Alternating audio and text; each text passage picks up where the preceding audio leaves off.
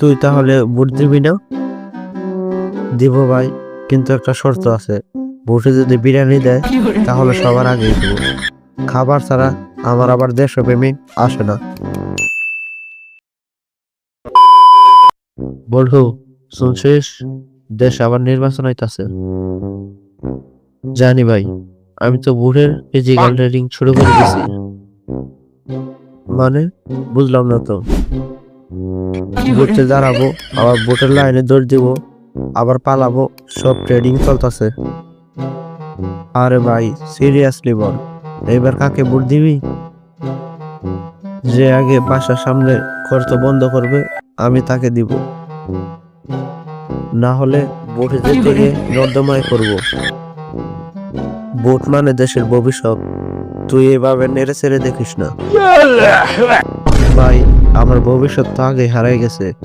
কতবার ভোট দিতে গিয়ে জুতা হারাই গেছিল, এখনো পাই নাই। তুই রাজনীতির কিছুই বুঝাস না। বুঝি ভাই, রাজনীতি মানে কে বেশি কথা বলবে, কে বেশি কাম কম করবে, এটাই সিলেবাস। তুই তাহলে ভোট দিবি না? দিব ভাই, কিন্তু একটা শর্ত আছে। ভোটে যদি বিরিয়ানি দেয় তাহলে সবার আগেই দিব। খাবার ছাড়া আমার আবার দেশপ্রেমিক আসে না। ব্যালট পেপার বুঝলি তো? ব্যালট পেপার মানে তো ভোটের প্রশ্নপত্র। আমি সবকিছু জানি। সবাই পেপার টিপ দেয়, পেপার কষ্ট পায়। আমি টিপ দিলে পেপার কষ্ট পায় না, কারণ আমি টিপ দেওয়া ছাড়া ইচ্ছা করি। আর আমি সত্যি বলছি, তোরা যদি নির্বাচন কমিশনে দেই, তারা চাকরি ছেড়ে চলে যাবে। ঠিক আছে ভাই, আমি নিজে প্রার্থী হব।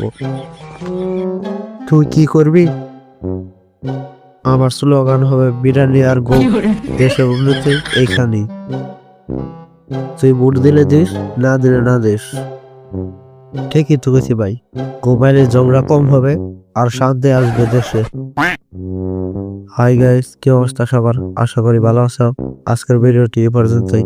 ভিডিওটি দেখে যদি ভালো লাগে তাহলে আমার চ্যানেলটি সাবস্ক্রাইব করো, পাশে থাকা বেল বাটনটি অন করে দাও, আর কমেন্ট করো নেক্সট কি নিয়ে ভিডিও বানাবো। ওকে, ধন্যবাদ।